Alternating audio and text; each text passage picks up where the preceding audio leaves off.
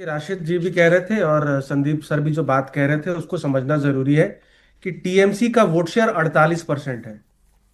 उसमें से 24% सिर्फ मुस्लिम समाज से आता है, 24% हिंदू समाज से आता है। यानी उसका आधा वोट शेयर हिंदू समाज से आता है। जो आप भी बात कह रहे हैं कि लगभग 39% हिंदू कम्युनिटी भी टीएमसी को सपोर्ट करती है। ठीक है। अब आ जाते हैं कि जो मुस्लिम समाज में लीड है टीएमसी की, 75% अगर टीएमसी को वोट कर रहा है तो बीजेपी को सिर्फ 5%, यानी लीड 70% की है। लेकिन जो लीड बीजेपी को हिंदू समाज में है वो इतनी बड़ी नहीं है। 52% हिंदू अगर वोट कर रहे हैं बीजेपी को, तो लगभग मेरे हिसाब से तो लगभग 37% वोट कर रहे हैं टीएमसी को भी, तो ये लीड सिर्फ 15% की है। तो लीड जो है 70% मुस्लिम समाज में टीएमसी की है, लेकिन हिंदू समाज में लीड बीजेपी की सिर्फ 15% है। अब यहां से जैसे आप कह रही हैं कि 50% लगभग बीजेपी को वोट मिलता है, मेरे हिसाब से 52% हिंदू समाज का वोट है।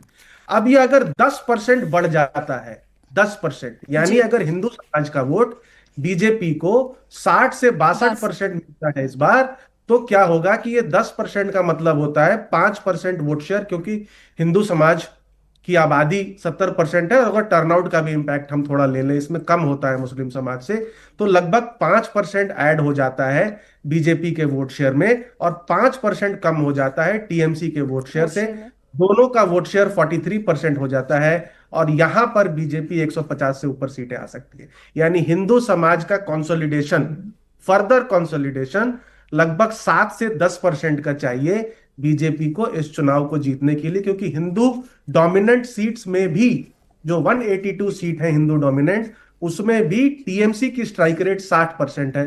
टीएमसी 109 सीटें जीती थी पिछली बार। बिल्कुल आप ठीक कह रहे हैं सर, आपका असेसमेंट बिल्कुल वो आंकड़ों के ही बिहाफ पर है।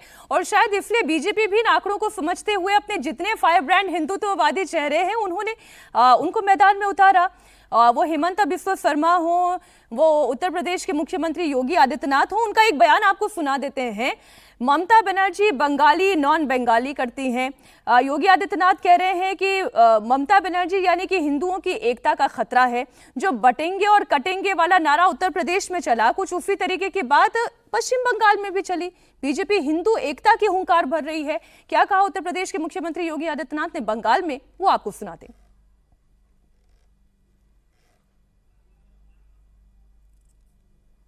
बंगाल की धरा पर कोई भी पर्व और त्योहार होता है, ममता दीदी को तो जय श्री राम के नारे से चिढ़ है, चिढ़। वो दुर्गा पूजा नहीं करने देती, दुर्गा मूर्ति विसर्जन के जुलूस को प्रतिबंधित करती है। उपद्रव, उत्सव के पहले उपद्रव हो जाता है, शोभा यात्रा पर पथराव होता है। यही हाल 2017 के पहले यूपी के अंदर भी थे। पर्व और त्योहार के पहले उपद्रव हो जाता था, गुंडागिर्दी चरम पर थी, लोग पलायन करने के लिए मजबूर थे। 17 के पहले यूपी के अंदर जय श्री राम बोलने पर लाठी और गोली चलती थी।